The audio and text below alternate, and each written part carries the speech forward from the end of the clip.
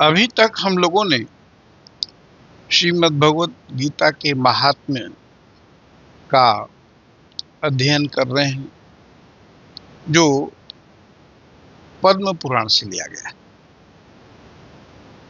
तो पहला जो चैप्टर था, अभी उसके तो दूसरे चैप्टर में आ गए हैं। उसमें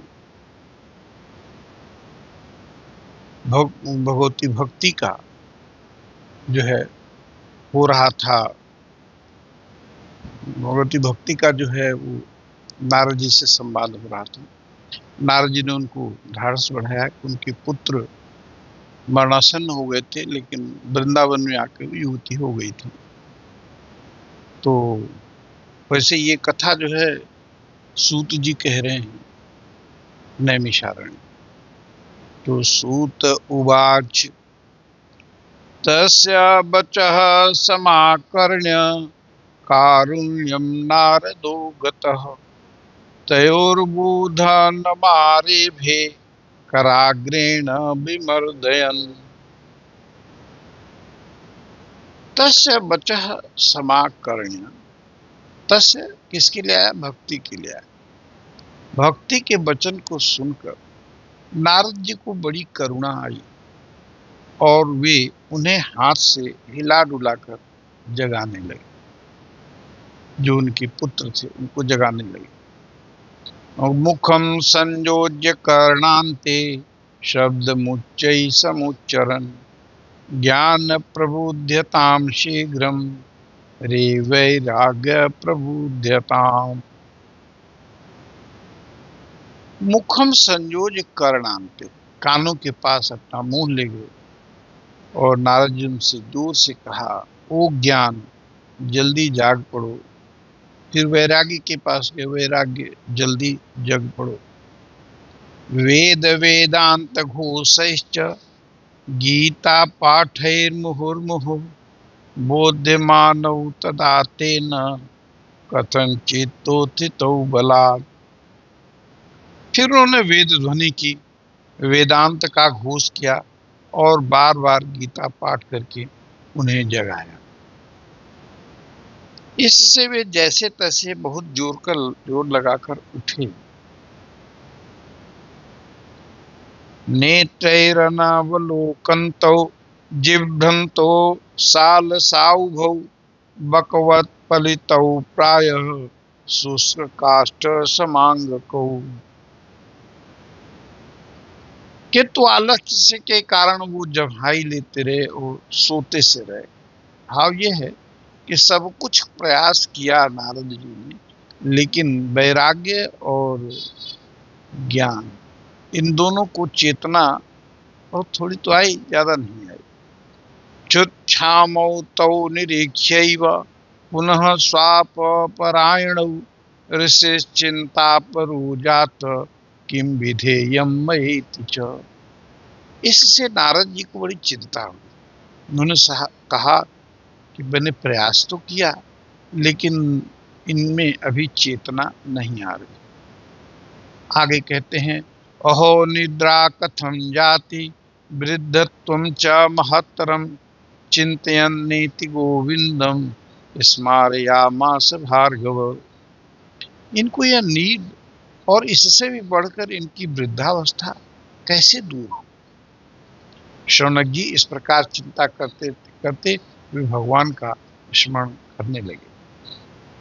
नारद, व्योमवाणी तदैवाभून् मारिषे खिद्यतामिति उद्यम सफलस्तेयं भविष्यति न संशयः। उसी समय आकाशवाणी हुई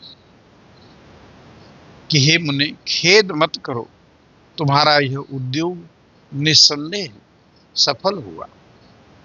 एतदर्थं तु सत्कर्म सुरर्षे त्वं समाचर तत्ते कर्माभिधास्यन्ति साधवः साधुभूषणा। देवर से, इसके लिए तुम एक सत्कर्म करो।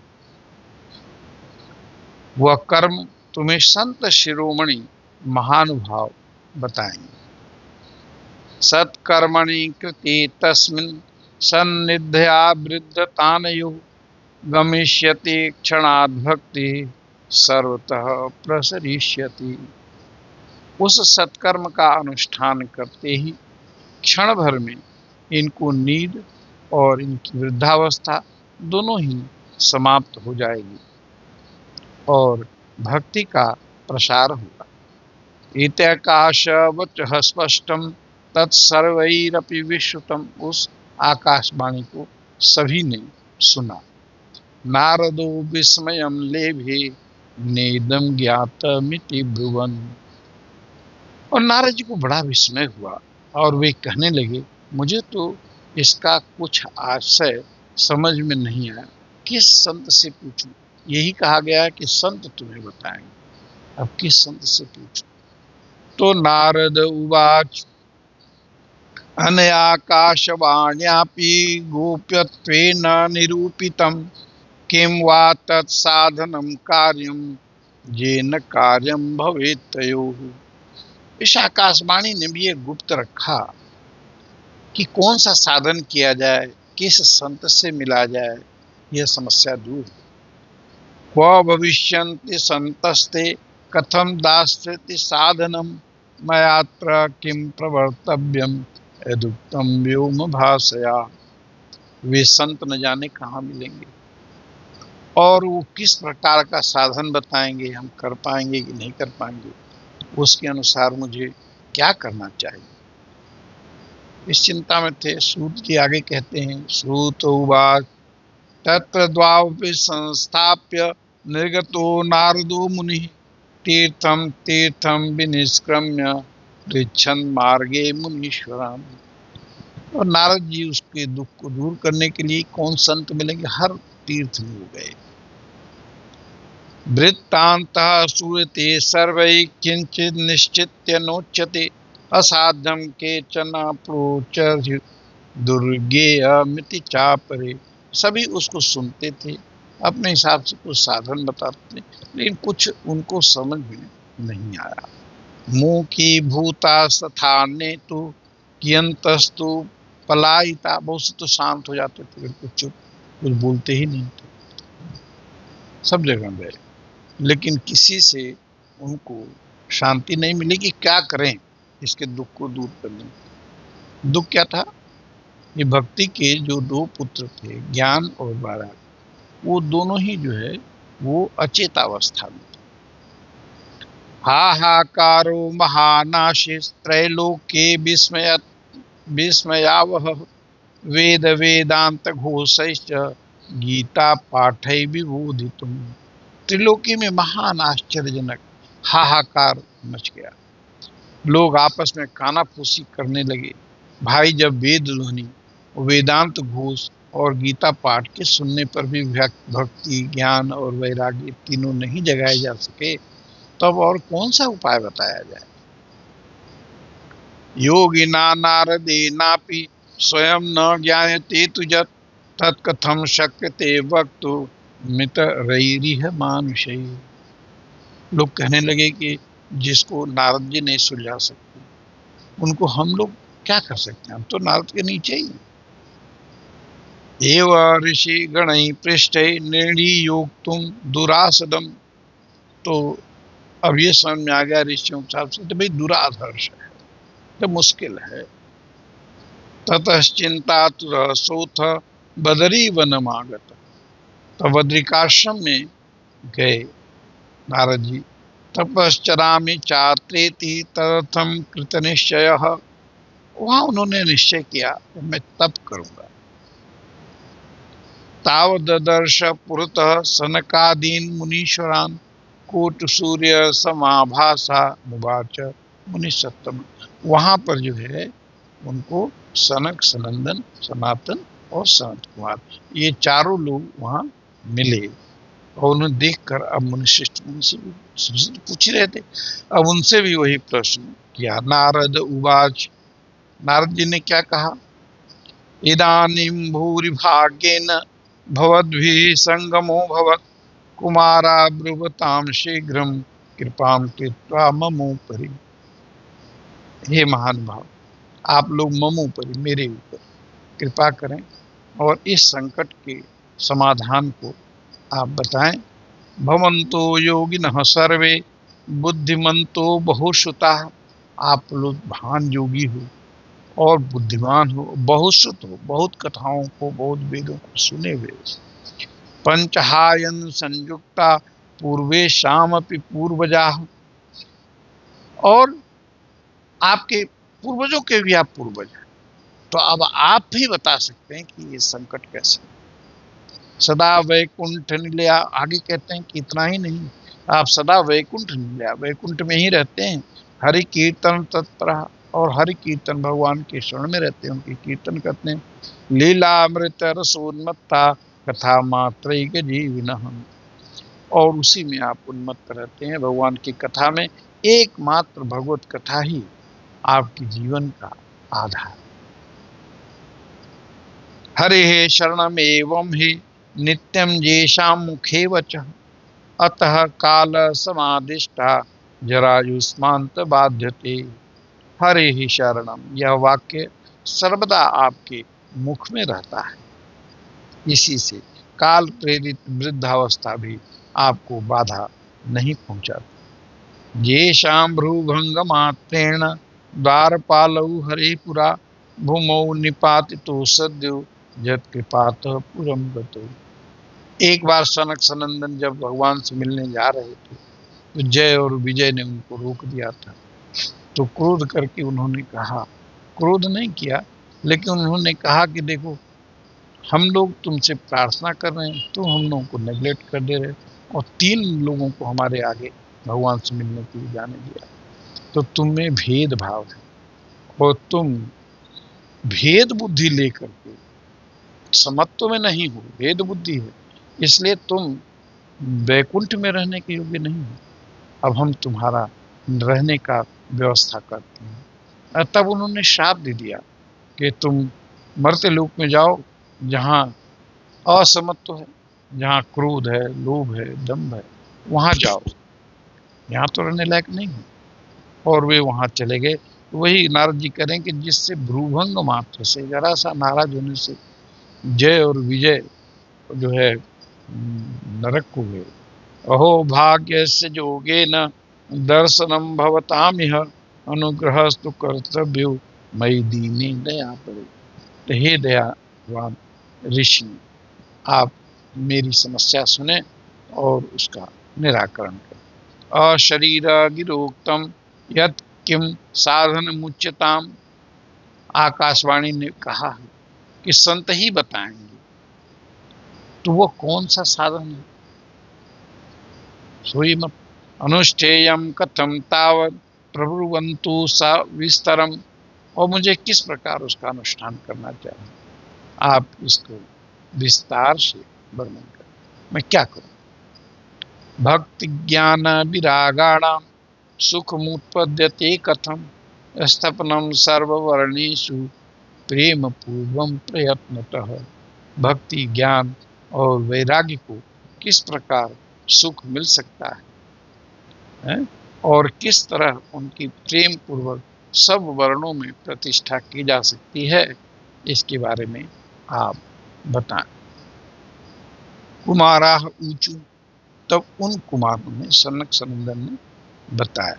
क्या बताया। सनकादि उवाच मां चिंतां कुरु देवर्षे हर्षम चित्ते समावर। कोई चिंता मत करो और अपने मन में हर्ष को लाए। उपाय सुख साध्युत वर्तते पूर्व एव।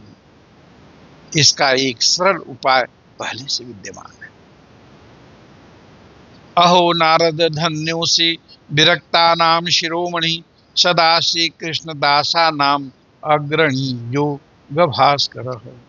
हे भगवान श्री कृष्ण के भक्तों में अग्रगण्य नारद जी सुनो। त्वयि चित्रम न मंतव्यम भक्त्यर्थ मनुवर्तिनी, घटते कृष्ण दासस्य भक्ति संस्थापना सदा। आप भक्ति के लिए जो उद्योग कर रहे हैं वो तारीफ के योग्य है, प्रशंसा के योग्य है। वो आश्चर्य की बात इसे नहीं समझना चाहिए। ऋषिभिः बहवो लोके पंथान प्रकटीकृता, श्रम साध्यश्च ते सर्वे प्राय स्वर्ग फलाप्रदा। बहुत से साधन ऋषियों ने बताए, लेकिन वह सब कष्ट साध्य हैं और उससे सिर्फ स्वर्ग की प्राप्ति होती है। स्वर्ग की प्राप्ति से बड़ी चीज चाहिए ना, तो सब स्वर्ग की प्राप्ति ही बताने वाले जितने यज्ञ याग आदि हैं वो सब स्वर्ग की प्राप्ति बताए। वैकुंठ साधक पंथा स तु गोप्यो ही वर्तते तस्य उपदेष्टा पुरुष राजो भाग्य न लगे। कहते हैं कि अभी तक भगवान की प्राप्ति कराने वाला मार्ग तो गुप्त ही रहा है, उसका उपदेश करने वाला पुरुष प्राय भाग्य से ही मिल पाता है। सत्कर्म तव निर्दिष्टम व्योम वाचा तु यत्पुरा यदुच्यते शृणु स्वाद्य स्थिर चित्त प्रसन्नधि। आपको आकाशवाणी ने जित सत्कर्म का संकेत किया है उसे हम बतलाते हैं, आप प्रसन्न और समाहित चित्त होकर सुनिए। तो अब ये जो है और उत्कंठा बढ़ती जा रही कि कौन सा साधन ये लोग बताएंगे। द्रव्य यज्ञास्तपो यज्ञ योग यज्ञास्तथा परे स्वाध्याय यज्ञ यज्ञाश्च ते तो कर्म विसूचका। नारद जी से कहा उन लोगों ने कि द्रव्य यज्ञ, तप यज्ञ, योग यज्ञ, स्वाध्याय रूप ज्ञान यज्ञ, ये सब तो स्वर्ग आदि की प्राप्ति कराने वाले कर्म की ओर संकेत करते हैं। सत्कर्म सूचको नूनम ज्ञान यज्ञ स्मृतो बुध श्रीमद्भागवतालाप सत गीत शुकादि। उन लोगों ने कहा कि सबसे उत्तम श्रीमद् भागवत का ज्ञान है। श्रीमद् भागवत की कथा वैकुंठ देने वाली है, मुक्ति देने वाली है, स्वर्ग देने वाली नहीं है। स्वर्ग तो छोटी चीज। भक्ति ज्ञान विरागाणाम तद घोषेण बलम महत् ब्रजिष्यति द्वयो कष्टम सुखम भक्ति भविष्यति। उसके शब्द सुनने से, श्रीमद् भागवत की कथा के शब्दों को सुनने मात्र से ही ज्ञान वैराग्य का कष्ट मिट जाएगा और भक्ति को आनंद मिलेगा। प्रलयम ही गमिष्यन्ते श्रीमद्भागवत ध्वने कलेह दोषा इमे सर्वे सिंह शब्दा वृका इव।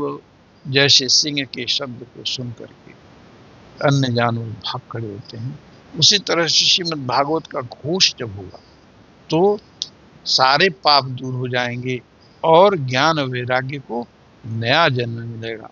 ज्ञान वैराग्य संयुक्ता भक्ति प्रेम रसावह प्रतिगेहम प्रतिजनम ततः क्रीडाम करिष्यति। तब प्रेम रस प्रवाहित करने वाली भक्ति ज्ञान और वैराग्य को साथ लेकर प्रत्येक घर और व्यक्ति के हृदय में क्रीड़ा करेगी। नारद उवाच, नारद जी ने कहा, वेद वेदांत घोषैश्च गीता पाठै प्रबोधितम भक्ति ज्ञान विरागाणाम नोदतिष्ठत्रिकम यदा।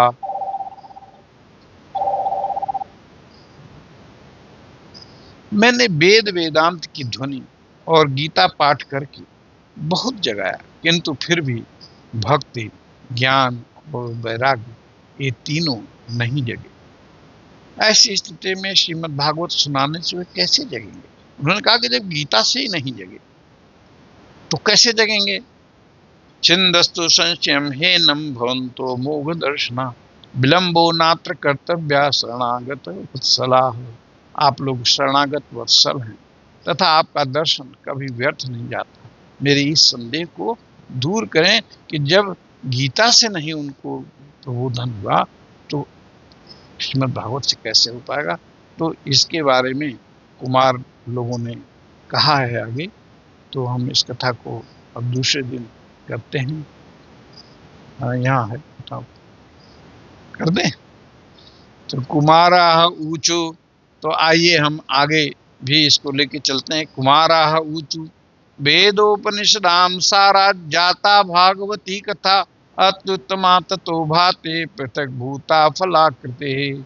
श्रीमद् भागवत की कथा वेद उपनिषद की सार से, इसमें गीता भी है, इसमें उपनिषद भी है। तो एक है जो मिक्सचर है और एक है प्योर गीता ज्ञान है। तो इसलिए जो है ये जरा मिक्सचर वाला आप प्रयोग करें। आमलागम रसस्तेषण नास्ते न स्वाद्य तेज था सभूय समृद्ध भूत फले विश्व मनोहर। तब संसार में सभी को यह प्रिय लगने लगता है। और क्योंकि जिस प्रकार रस वृक्ष की जड़ से लेकर शाखा पर्यंत रहता है, किंतु इस स्थिति में उसका आस्वादन नहीं। जैसे पेड़ है, पेड़ के किसी भाग को लेंगे तो उसमें उस आम जो पर पका हुआ है ना, उसका रस तो है, तभी तो उसमें मीठापन गया, लेकिन उस लकड़ी को तो आप नहीं खा सकते, उस फल को ही खाते हैं। इसलिए बाकी सब चीज उसकी कास्ट है, लेकिन उसका जो फल है वो गीता है, अरे श्रीमद् भागवत है। यथा दुग्धे सितं सर्पिर्न स्वादा योपकल्पते पृथक भूतम तदगभ्यम देवानाम रसवर्धनम। वैसे तो दूर वैसे, लेकिन जब पंचगव्य बना देते हैं, उसका पंचामृत बना देते हैं, तो देवता के सर पर चढ़ता है। एक क्षूणाम मध्यांतम शर्कराम व्याप्रतिष्ठति पृथक भूता च सामिष्टा तथा भगवती कथा। जैसे ही गन्ना ले लीजिए, ऊपर से नीचे से मध्य से कहीं से भी अगर आप उसे चखेंगे तो मीठा होगा। उसी तरह से भागवत कथा कहीं से भी, वो हमेशा आनंद को देने वाली है। इदम भागवतम नाम पुराणम ब्रह्म संहितम भक्ति ज्ञान विरागाणाम स्थापनाय प्रकाशितम। ज्ञान, भक्ति, ज्ञान और विराग के प्रकाश के लिए तो कही गई है। परितापवती व्यासे मुह्यत्य ज्ञान सागरे। किसने कहा? सबसे पहले व्यास जी ने अपने सुखदेव जी से कहा। तदा त्वया पुरा प्रोक्तम चतुश्लोक स्वनुत। जो चतुश्लोक हमने आपसे कहा था, उसको उन्होंने कहा कि वही पर्याप्त है। तदीय श्रवणात् सद्यो निर्बाधो वादरायण। उसको सुन के ही वादरायण यानी व्यास जी को सारा ज्ञान हो गया। तत्र ते विस्मय केन जतः प्रश्न करो भगवान। उन्हीं 4 श्लोकों का ही तो बृहदीकरण किया गया है श्रीमद् भागवतम श्राव्य शोक दुख विनाश। शोक दुख के विनाश के लिए एक ही उपाय है, श्रीमद् भागवत कथा का श्रवण किया जाए। नारद उवाच यद्दर्शनम च विनिहन्त शुभानि सद्य श्रेयस्तनोति भवदो कदवार्दितानां निशेष शेष मुख गीत कथैक पाना प्रेम प्रकाश कृतये शरणं गतोस्मि भाग्योदयेन बहुजन्म समर्जितेन सत्संगमं च लभते पुरुषो यदा वै अज्ञान हेतु कृत मोह मदांधकार नाशं विधाय हितदोदयते विवेकः।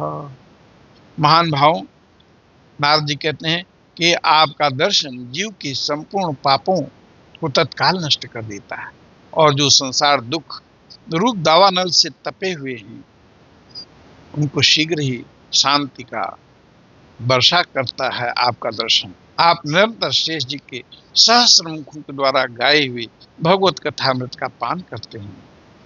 मैं प्रेम लक्षणा भक्ति का प्रकाश करके उद्देश्य करने के उद्देश्य से आपकी शरण लेता हूँ। नारद जी कहते हैं, जब अनेकों जन्मों के संचित पुण्य पुंज का उदय होने से मनुष्य को सत्संग मिलता है। सत्संग ऐसे नहीं मिलता, कई जन्मों के पुण्य पुंज मिलेंगे तो सत्संग मिलेगा, तब वह उनके अज्ञान जनित मोह और मद रूप अंधकार का नाश करके विवेक का उदय कर देता है। एते से पद्म पुराणे उत्तरखंडे श्रीमद् भागवत महात्म्य कुमार और नारद संवादो नाम द्वितीयो अध्याय। अब अगला तीसरा अध्याय हम लोग दूसरे दिन करेंगे। आज हम लोग भगवान का नाम लेते हैं। हरि ओम तत्सत, हरि ओम तत्सत, हरि ओम तत्सत। आप सभी को बहुत बहुत धन्यवाद।